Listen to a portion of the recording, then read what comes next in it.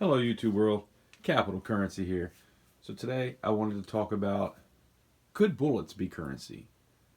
Is this currency? Episode number 2 is going to be all about bullets, because I think it's pretty dang important to make sure you have bullets in your preps. Now I'm into silver and gold. I collect coins and bills. That's kind of my channel and what it's all about. But I am a prepper. I do prep. I make sure that I have 1,000 rounds for every gun that I have. I try to make sure that I have a little bit of everything when it comes to types of rounds, especially with like shotgun or something like that. You can see I have a lot of different types of shotgun shells here. Um, I got some rubber bullets. I've got some tracers. I've got some ball and chain. I got some uh, slugs and whatnot. And, actually, we'll get into that. I meant to set that up a little bit better. But this right here, that's a slug. That's my favorite. That's what I use when I deer hunt.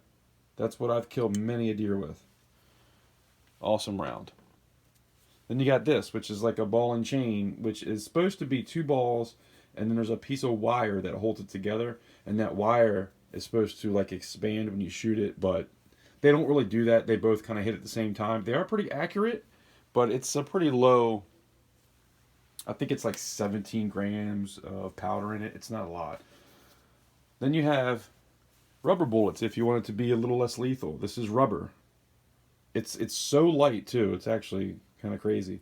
But if you were just trying to take care of your area and your family and give somebody a warning shot, you hit somebody with a rubber bullet or definitely with a beanbag.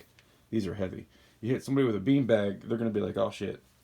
Especially when you hear a shotgun cock and then you get shot with something, you're not going to want to hang around.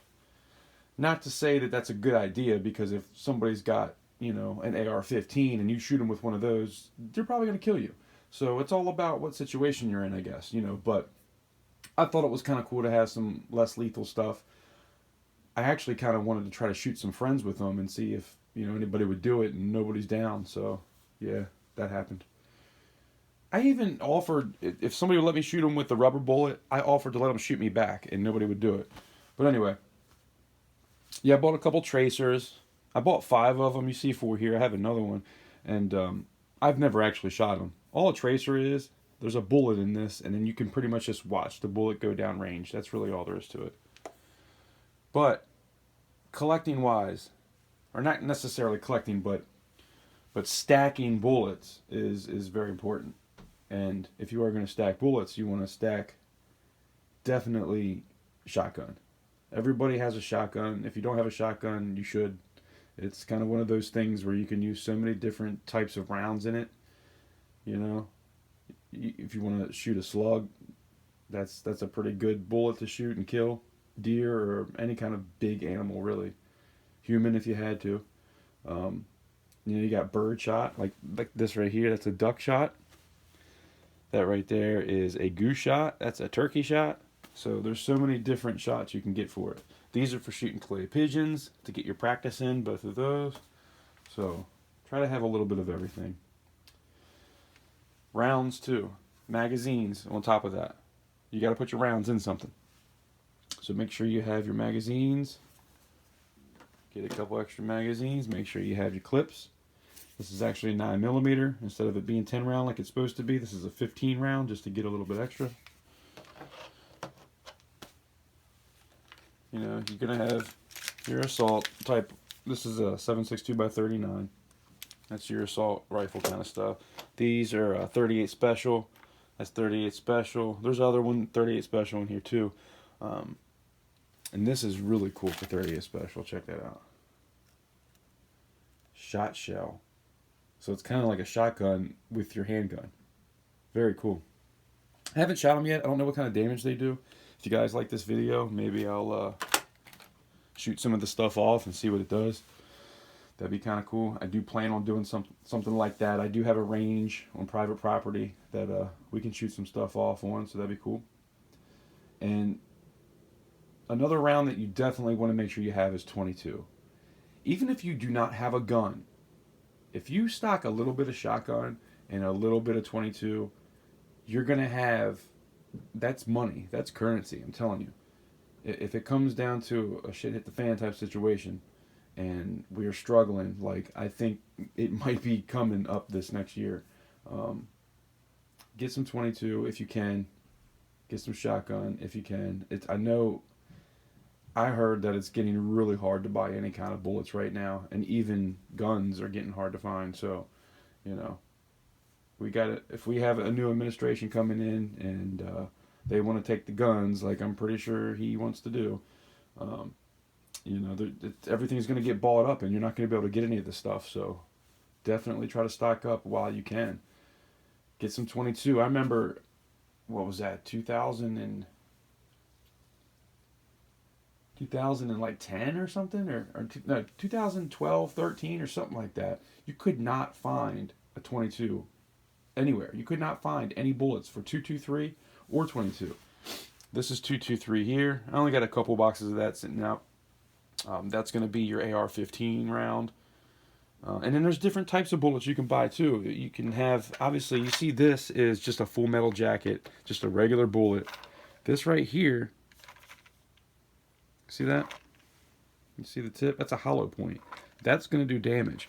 When that goes into something, it breaks apart. And instead of having just one bullet that hits, you got a couple of different pieces of bullet that hit. So that tends to do a little bit more damage. And then you got a 32 auto. This is like a really small round. I mean, look at the prices. And this was a while back. These prices are probably not going to be anymore. If you can find a 32 auto quantity that has 25 cartridges in it, it's not going to be $25 anymore. I can guarantee that. And this next year coming up, you'd be lucky to find this for 30, 35, I guarantee. So now's the time. Now's the time to get going.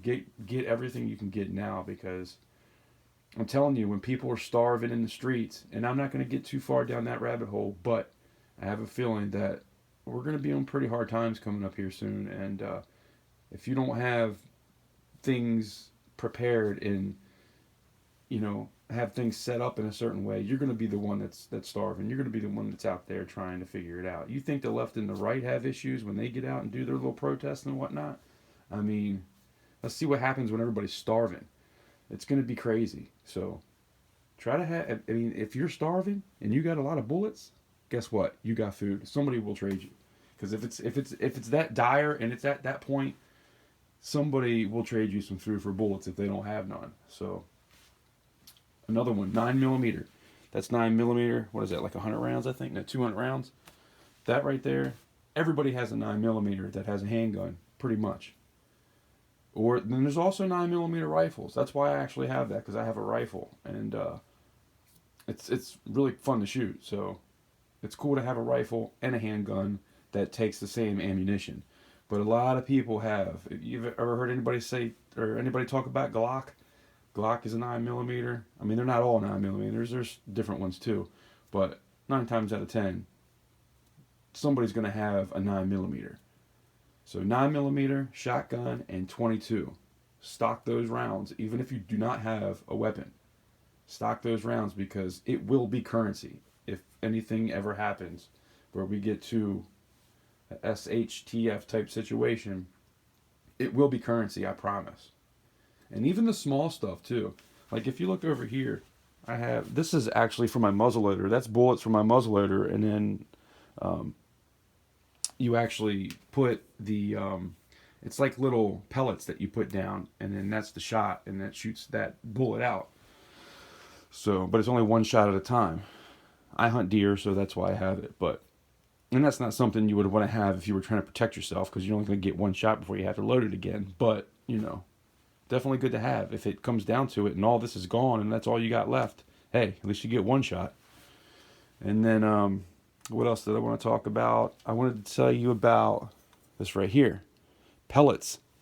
If you have a pellet gun, you can kill squirrels, rabbits. I mean, you can get quite a bit of food with this kind of stuff. And it's not loud. If it gets to that kind of situation, you don't want to be loud about what you're killing.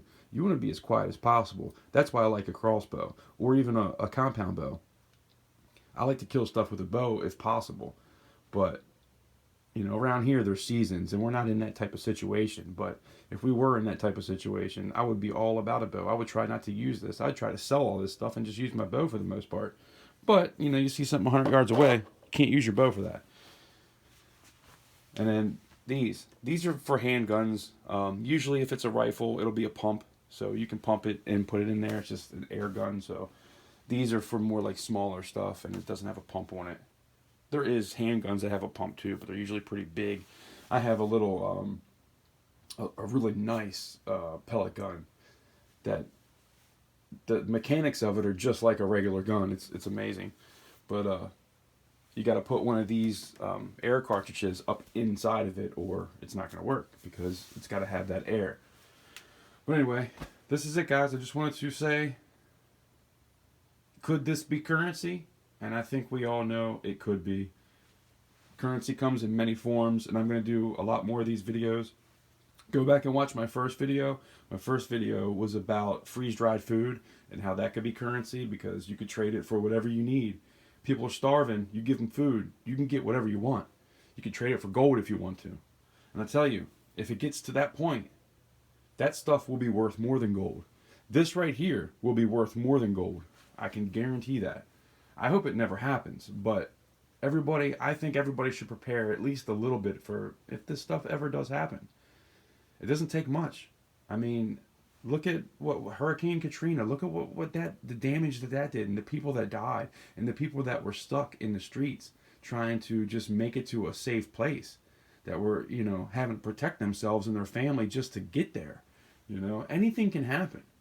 It's not just that the government might, you know, implode on itself. It's not just that we might not be able to get all the food because there's so much crop damage going on right now. It's not just all that stuff. I mean, it could be tomorrow.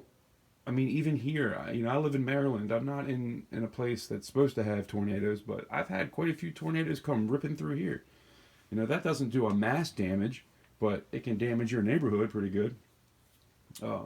You know, there might be a time when you have nothing left and you got to figure it out, you know? So having stuff like this, having it in a couple different areas, like I don't keep all my stuff here in my house. I have stuff in quite a few different areas because if I need it, I can get to it. So I will always have currency in the form of bullets in 5 or 6 different places. I will always have currency in the form of food at 5 or 6 different places. So that's just me. That's just my opinion of how I think it's the right way to do it. And hopefully you guys will like this video, and hopefully it inspires somebody to do the same.